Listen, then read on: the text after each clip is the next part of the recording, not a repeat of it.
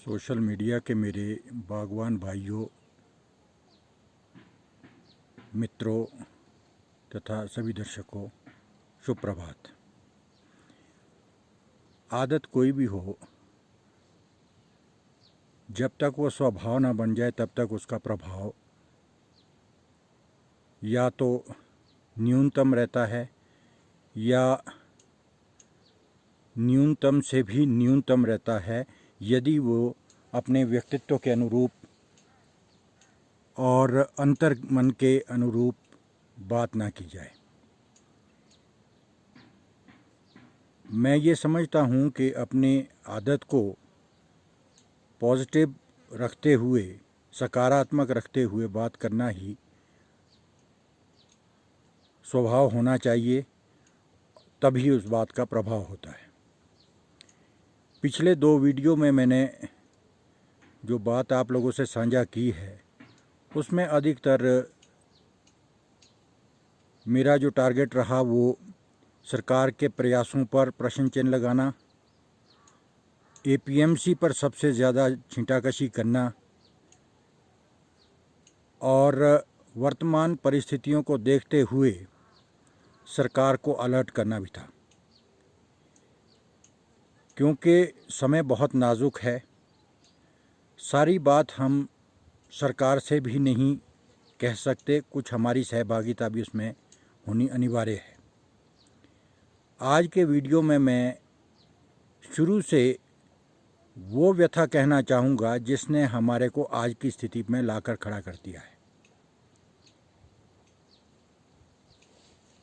स्वर्गीय सत्यानंद स्टोक्स जी ने जब आज से कोई 100 साल पहले फिलाडेल्फिया अमेरिका से रॉयल का बीज किसी प्रकार यहाँ पहुँचाया और कोटगढ़ में थानाधार में बारूबाग नामक स्थान में उगाया, तो एक नई सुबह की शुरुआत हुई। आज समृद्धि, आज व्यापक संसाधनों की वृद्धि ऐसे ही प्रयासों का प्रतिफल है, जिसको हम फलों के रूप में और अपने संसाधन के हलों के रूप में देख रहे हैं। उनकी सोच पॉजिटिव थी।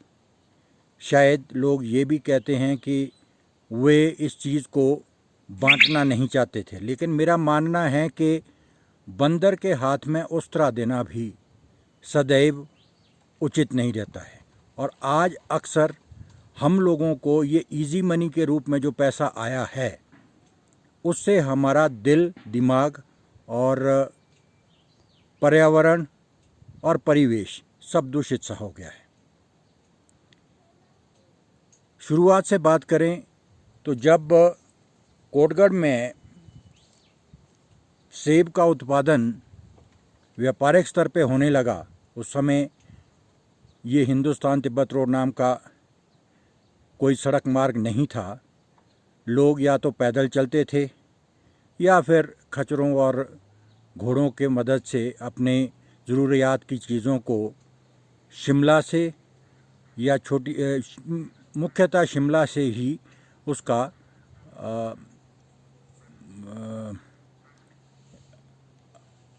उसको लाया जाता था। तो जब सेब की बागवानी ने अपना उत्पादन देना शुरू किया, तो शायद है सबसे पहले खच्चरों के द्वारा ही इसे मंडियों तक पहुंचाया गया होगा। और जिस तरह की मुझे एक बार ऐसे ही संयोगिक वार्ता के दौरान मुझे कोटगढ़ के वयोवृद्ध फलोत्पादक और ज़मीन से जुड़े हुए हरिचंद्र रोज जी से मालूम हुआ कि उस समय जब शुरू में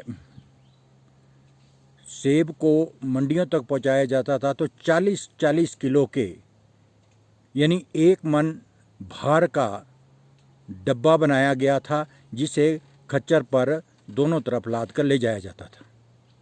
कालांतर में क्योंकि 1 मन डब्बा ढोना कोई सुविधाजनक नहीं था। जब इसमें मज़दूरों का आगमन हुआ तो उसके बाद इसे फिर ये सोचा गया कि क्यों ना उसका छोटा पैक बनाया जाए, और इस तरह से लकड़ी के बक्सों का प्रचलन हुआ जो कि 10, 11 और 12 इंच में बनाए जाते थे। इसमें अधिकतर रई की लकड़ी का इस्तेमाल होता था, और उस समय ग्रीन फेलिंग, जैसा कि आप सबको विदित है, ग्रीन फेलिंग भी हुआ करती थी। तो ये रई की लकड़ी से आरा मशीनें लगाकर पेटियां बनती थी, जो बाद में पंजाब से या दूसरे राज्यों से सफ़ेदे की भी बननी शुरू हुई थी, लेकिन वो सख्त हो जाती थी तो उसे उस तरीके से उसमें ना कीलें गड़ती थी, ना वो बनी होती थी, तो उसमें थोड़ी असुविधा रही थी। उसके पश्चात ही हमारे हिमाचल प्रदेश के भाग्य विधाता स्वर्गीय डॉक्टर यशवंत सिंह परमार ने अपनी दूरदर्शी सोच से बागवानी को प्रमुखता देते हुए एक तो सड़कों के लिए प्राथमिकता दी, दूसरे फलोत्पादन के बाद उसका प्रोसेसिंग के लिए भी प्रयासरत रहे, जिसके परिणाम स्वरूप उन्होंने शायद उनके ही दौर में HPMC का गठन हुआ, जो कि एक वास्तव में बागवान समर्थित, बागवान पोषित और बागवान ही प्रशासित एक संस्था के रूप में आई। लेकिन कालांतर में क्योंकि प्रशासनिक अधिकारियों से किसी चीज़ को निकालना वैसे ही है जैसे चील के घोंसले से मांस का लोथड़ा या बिल्ली के मुंह से मांस का लोथड़ा छीनना है। असंगठित क्षेत्र में हैं हम लोग, इसलिए कालांतर में HPMC का जो स्वरूप आज आपके सामने है, उसमें जो प्रशासनिक और उच्चस्थ पद पर जो बैठाया जाता है वो IAS होता है। बीच में फिर हमारे नॉमिनेटेड बागवान आते हैं, उनको वो अधिकतर, मैं उन बागवानों को अधिकतर ये मानता हूँ कि वो शिमला में माल रोड के बागवान होते हैं या उस सरकार के चहेते होते हैं जिन्हें ज़मीनी हकीकत का कोई पता नहीं होता। ये है दुर्भाग्य। विदेशों से उस समय की टेक्नोलॉजी आई, जरोड़ टिक्कर में संयंत्र लगा जो हमारे नज़दीक ही है। उसको देखने के बाद जब मुझे लगा कि ये टेक्नोलॉजी तो बेहतर है, लेकिन उसका रख रखाव, वहाँ जो काम करने वाले, उनका हिसाब किताब मुझे, क्योंकि एक प्रयोगात्मक तौर पे मैंने सबसे पहले अपने क्षेत्र में HPMC से भरान करवाया, शिलारू से उल्टा करके इसमें फीड बॉक्सेस में टिक्कर ले गया मैं, वॉशिंग होती थी, पेटियां उनकी लगती थी। लेकिन कुप्रबंधन के कारण जब मैं देखता था, चलो मेरे साथ शायद ऐसा नहीं हुआ होगा, लेकिन जिस तरीके की बातें सामने आती थी जब मैं देखता था सेब को रुलते हुए, तो बहुत बुरा लगता था। क्योंकि हमारा जो एक सबसे बड़ी बात है कि हम लोग उसमें अपनी सहभागिता को किसी भी जो ये सरकारी उपक्रम है उसमें हम अपनी सहभागिता को अपना पूरा अधिमान नहीं दे पाते हैं। इस तरीके से कॉटन को पहले लोग एक्सेप्ट नहीं करते थे। मैंने अपने क्षेत्र में सबसे पहले कॉटन यूज़ किया, और उस समय कॉटन ठीक अपने 20 किलो और पूरा भरा जाता था। अब प्रश्न होता है कि जब उस समय भरा जाता था तो आज क्यों 38 किलो का भरा जाता है? इसके पीछे भी बहुत एक रोचक और तथ्यपरक जानकारी मैं आप लोगों से साझा करना चाहूँगा कि हम में से कुछ बागवान ऐसे हैं, वैसे तो मैं बागवानों को 3 तरह के बागवानों में मानता हूँ। नंबर 1, जिनका अपने बगीचे के सिवाय किसी दूसरे से कोई लेना देना नहीं है, वो अपने बगीचे में 24 घंटे हैं, उन्हें बच्चों की तरह देखते हैं, उन्हें बच्चों की तरह पोषित करते हैं और अपने उत्पाद को भी वो उसी तरह जैसे कि बेटी को विदा किया जाता है वैसे उसी लाड प्यार से मार्केट में भेजते हैं। एक दूसरी तरह के हैं जिन्होंने नौकरी भी करनी है, बागवानी भी चलानी है, वो दूसरी तरह के बागवान हैं। वो आएंगे अपने मज़दूर भाई से, नेपाली भाई से कहेंगे कि भाई ये दवाइयाँ हैं, ये स्प्रे करनी है, ज़रा जल्दी कर दो और हम कल जाना है। वो दूसरी तरह के बागवान हैं। तीसरी तरह के बागवान वैसे हैं जैसे बाराती, जो नागिन डांस करते थकते नहीं हैं।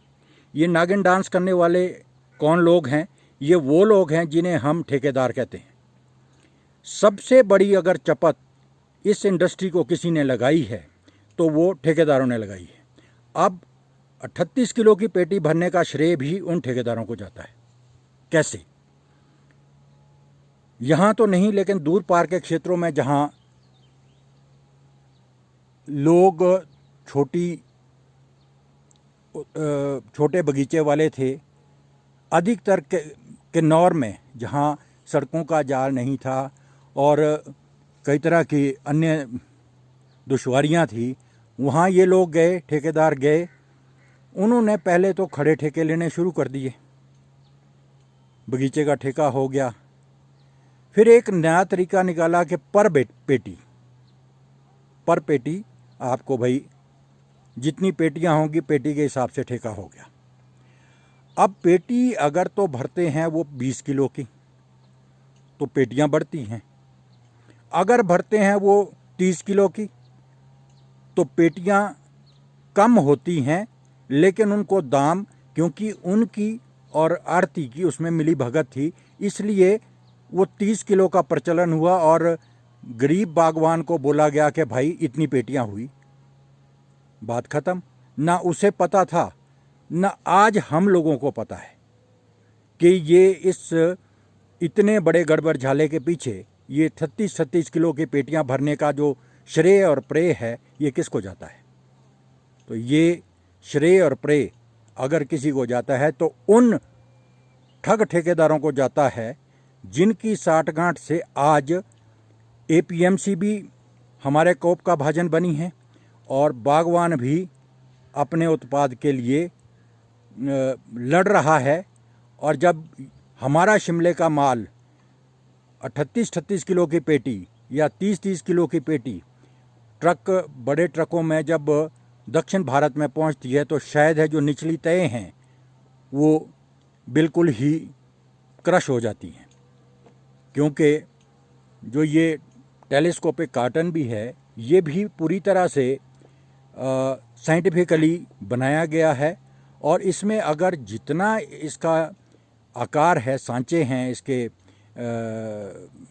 ट्रेज के, अगर उसके मुताबिक आप 5% ऊपर करके भी भरते हैं, श्रिंकेज को मिलू के या जो भी है, तो आपका ना माल टच होता है, ना आपका माल ख़राब होता है। लेकिन अब चूँकि ये आदत सी पड़ गई है और हमारे जो यहाँ के, मैं इन लोगों को भी, मैंने बल्कि जो लोकल यहाँ हमारे आड़ती हैं उन लोगों को भी कहा कि सबसे ज़्यादा आप लोगों ने भी हमारे इस बागवानी क्षेत्र को धत्ता बताया है और हमने तो ये सोचा था कि घर द्वार पे आके हमारे को उचित मूल्य मिल जाएगा, लेकिन इन लोगों के नखरे शायद और भी ज़्यादा हैं। कभी बोलेंगे इसमें भार नहीं है जी, कभी बोलेंगे जी इसको उल्टी खोलो जी पेटी को, यानी वो खुद ये लोग कहेंगे और जो दूसरा बागवान सामने खड़ा है वो भी उसकी तायद में तालियां बजाएगा, यानी कुत्ते का कुत्ता बैरी हो गया। और इस कुत्ते के कुत्ते बैरी होने में जो असली मज़ा है वो ना तो ग्रोवर ले रहा है, ना वो उपभोक्ता ले पा रहा है जिसे बहुत बढ़िया तरीके से माल या सेब खाने को मिलना चाहिए। मेरी ये बात पिछले वर्ष हमने यहाँ पे जो लदानी आते हैं उनसे भी की थी और उनने भी इस बात को माना था कि हाँ आपकी बात बिल्कुल ठीक है, हमें इसमें कोई अड़चन नहीं है। लेकिन क्योंकि सरकार जो है इस 10 किलो और 20 किलो की पैकिंग को पूरी तरह से कानूनी तौर पर सुनिश्चित करवाए, हमें कहते कोई अड़चन नहीं है। तो जैसे कि मैंने पिछले वीडियो में भी कहा था कि कुछ जो बड़े बागवान हैं वो ये बोलते हैं कि हम तो 50 किलो की पेटी भी भरेंगे। वो हाँ विदेशी तरीका अपना सकते हैं, वहाँ बिन्स में भरे जाते हैं, 100 किलो का भी होगा, 50 किलो का भी होगा, बड़ों की बड़ी बातें हैं। लेकिन मैं छोटे लोगों की, छोटे बागवानों की, छोटे किसानों की, अपने जैसे भाइयों की बात करना चाहूँगा। तो मुझे ऐसा लगता है कि हमें सबसे पहले तो अपने आप में इस बात को सुनिश्चित करना होगा कि हम 20 किलो की पेटी में 20 किलो ही भरें। और सरकार से भी मैं चाहूँगा, APMC से भी मैं चाहूँगा, आप खोलिए, क्या नाम, लाइसेंस दीजिए, जितने मर्जी दीजिए, हमें कोई मतलब नहीं है। लेकिन ये सुनिश्चित करें कि जो भी आड़ती, जो भी बागवान, जिसका भी मार्का ज़्यादा उसमें बिकता है, सबसे पहले वो बागवान, उसके बाद वो आड़ती, दोनों सहभागी होने चाहिए। तब जाकर थोड़ा सा दांत उनको भी दिखाने पड़ेंगे, वरना हमारी आंत तो भूखी भूखी रहेगी। तो मेरा जो आप लोगों से अनुरोध है, बागवान भाइयों से, जो मैं बार बार बात उठा रहा हूँ, मुझे विरोध नहीं करना है किसी का, ना हमें किसी का विरोध करना है। हमें तो फल उत्पादक को, गरीब बागवान को जिसकी 50 पेटियां हैं, मैं बार बार कहता हूं, जिसकी 50 पेटियां हैं उसको भी उचित मूल्य मिले, और जो उपभोक्ता है जिसने सेब खाना है वो भी अनटच्ड माल खाए, भले ही वो B ग्रेड हो लेकिन अनटच्ड तो हो। अदरवाइज़ क्या होता है कि टचिंग वाला माल, आधा सेब तो वैसे नाकारा हो जाता है। तो हम लोगों को मार पड़ती है, कुछ हम लोग वैसे मारे जा रहे हैं, कुछ वो गरीब वो मारे जा रहे हैं जिन्होंने सेब खाने हैं। तो कुल मिला के हमारा जो ये बागवानी का क्षेत्र है, इसको चारों तरफ से मार पड़ रही है। और इसमें आज जो मैं सबसे बुरी बात कह रहा हूँ, सबसे कड़वी बात कह रहा हूँ, इसमें वो तीसरी तरह के ग्रोवर हैं जिन्हें मैं ठेकेदार कहता हूँ। और ये बारातियों की तरह सिर्फ और सिर्फ नागिन डांस करने वाले हैं, चाहे वो घर में हों, चाहे वो बाज़ार में हों, चाहे वो दुकानदार के सामने हों, चाहे वो आड़त में हों। ये नागिन डांस वाले भी बंद करने पड़ेंगे। ये तब तक बंद नहीं होंगे जब तक कि इसमें आड़तियों को भी सशक्त ना किया जाए कानूनी तौर पर। उन पर जब तक कोई डायरेक्शन इस तरह की ना थोपी जाए कि भाई आप लोगों ने ये देखना है। बाकी ये ठीक है, जिसने मरना है, जिसने भरना है 20 किलो की पेटी में 40 किलो, वो हमें नहीं है मतलब। 50 किलो भरिए आप, जैसे एक बागवान ने कहा था, तो मुझे कोई दुख नहीं है। लेकिन फिर उस केस में हमारे को पर केजी रेट भी मिलना चाहिए। यदि आप मेरी बात से सहमत हैं तो बात आगे बढ़ाएंगे, वरना आज के लिए इतना ही। धन्यवाद।